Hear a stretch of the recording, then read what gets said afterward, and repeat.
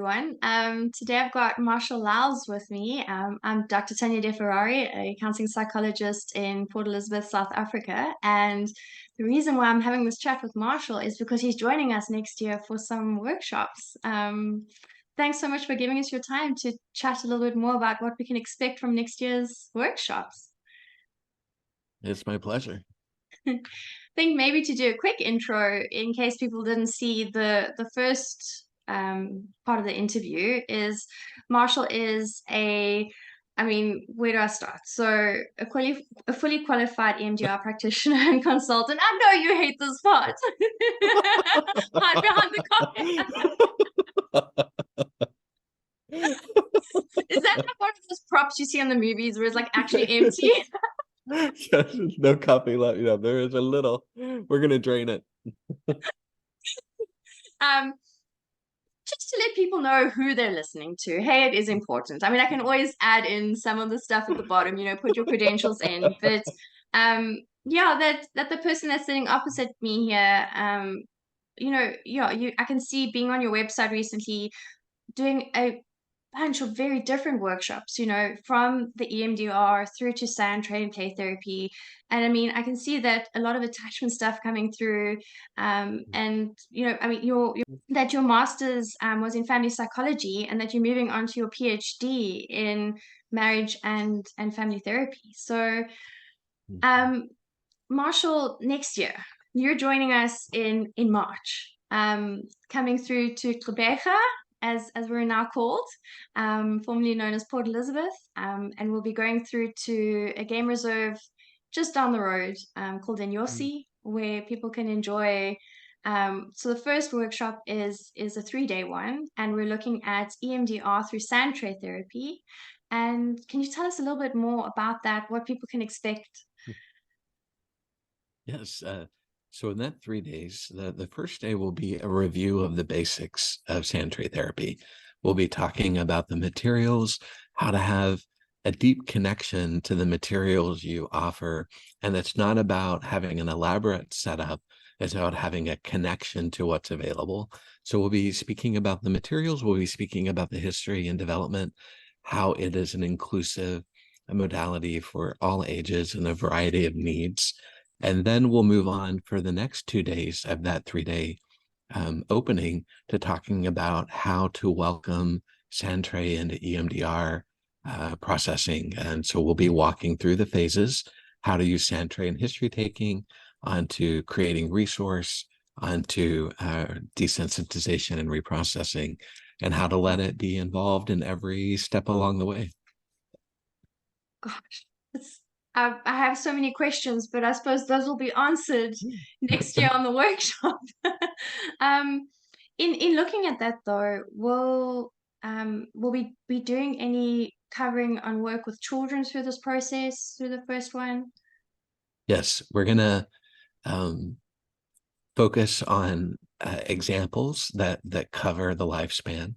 The younger children, say 4, 5, 6, sometimes they may not engage in the Sandtray in traditional Sandtray therapy style, Mm, meaning it might be more play based.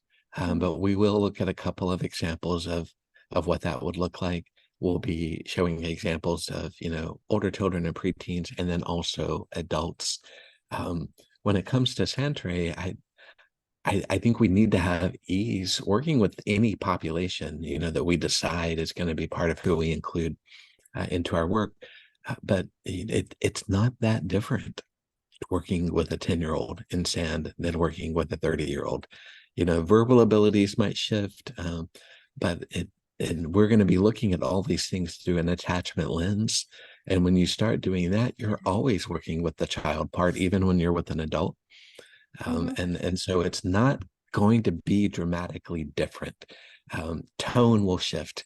How you explain things will shift, and we'll play with language in that way. But it will definitely cover the gamut. Wow. And I also heard the phrase they play with language. And I think with your experience in communications, that is something that I'm really looking forward to, having you share that knowledge of how you can bring that into the process of even in Sandtray. I love words. I love words so much. I love knowing about just origins of words. I love listening to how people play with language. And this will be more as we move into the second topic, but Mhm. from an attachment standpoint, people let us know so much about themselves and how they use words. And it's not about verbal ability, it's about their own expressive style. And when they start moving into more secure or less secure connection with certain memory networks, the way they access language gives us indicators of that. And it becomes this rich way of not focusing on the content as much as how they access whatever content is coming through. And it's a beautiful way to keep us in process. And so we are definitely going to be playing with the interplay between language and imagery as we reach for EMDR work. Yeah.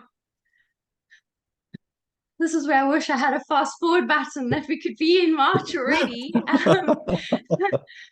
But in saying that and saying the words of language, and as you mentioned, the second workshop, because you're not only coming for just one, you're allowing us to share your knowledge and your experience over a second workshop. So that one's going to be over the 11th to 12th of March. And there we're looking at Sandtray poetry and EMDR processing, but in the treatment of attachment wounds in adults. Can you tell Yes. us more about that one? Yeah, this is where you start to gather all of my favorite things into one place. And so it's going to be more advanced. Whereas the first workshop is going to be helping us experiment with how to welcome Sandtray and EMDR together. This is going to be looking at more specific application. So this attachment theory will set the stage of how we approach this. And then we're going to be talking about how EMDR has naturally a poetic rhythm to it. Even if you think about when we're asking target data, a poem is sensory rich, condensed, metaphor driven, physiological language. That's what happens inside a poem. And when we're asking that target data and then we read it back to our clients, it's like we're reading them a poem that came from them. As you think about, you feel and it is a very poetic rhythm. So in the field of poetry therapy, there's already this natural possibility of welcoming those two together. When Sandtray is the intermediator between memory Mm, and language, we then have this bridge to play. And so we're gonna talk about how that makes it a very ideal environment for working with the shifting landscape that happens when someone has attachment wounds. So again, it's going to be focused on adults, this one. However, you're going to quickly see, all of you who are there, that mm, we're also talking about children because we're talking about the children that live inside the adults. And so I think for people who work with all age clients, even though we'll talk about adult examples primarily, there's going to be all this opportunity to apply it to even your younger clients. wow. Yeah. I mean, as you're speaking, I'm coming up with so many questions and thoughts and how this can be applied. And even in what we were chatting about earlier, about, when people have attachment wounds and kind of when that wounding happens, might actually be when you're accessing a memory. That person may have been younger, they may have been four. And so you might be working with an adult, but in that moment, normal talk therapy isn't going to be working with that person. And so, these techniques, I can see how it can be mapped across ages, even if you're sitting with a physically like aged 40-year-old in front of you, you might be working with their 5-year-old self for that session. It's back exactly. If you think about what we call an interweave, and Mm, and mm, EMDR that mm, we talk about, sometimes people get blocked or they start to loop and they're processing. Not always, but in my opinion, when you think about that from an attachment point of view, that's often they changed ages. Like there was a shift in them. wow.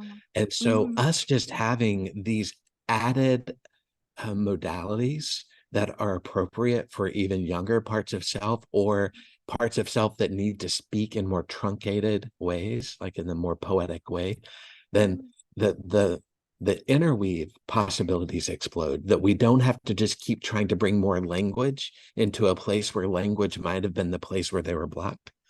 And so Mm. it just opens up, the opportunity. I do often feel like, in video game language, like those of us who bring creative options into EMDR, we have cheat codes accidentally, where like we just have these like little backdoor things that I think, oh, the rest of the world is one day going to figure out that this is possible. Why would everyone not want to do this? It's so true. And actually wow.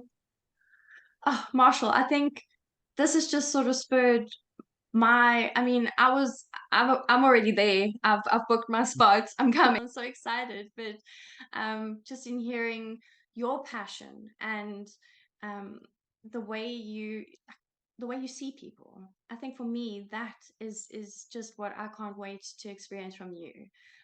Your The way you kind of take a person's experience, not just in who they are sitting there right now, but kind of like you say, you have this map and you have these cheat codes, but that you're sort of tying in all of these things and sort of, I can't wait. I really, really can't wait.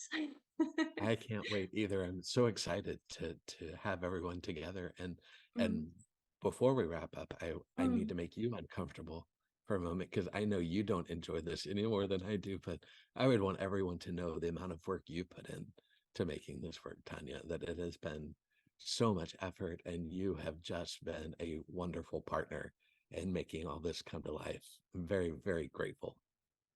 Thank you, Marshall. Thank you for the acknowledgement, and it has been an absolute pleasure. So we will be seeing you in March 2024 in South Africa. See you then. Bye bye.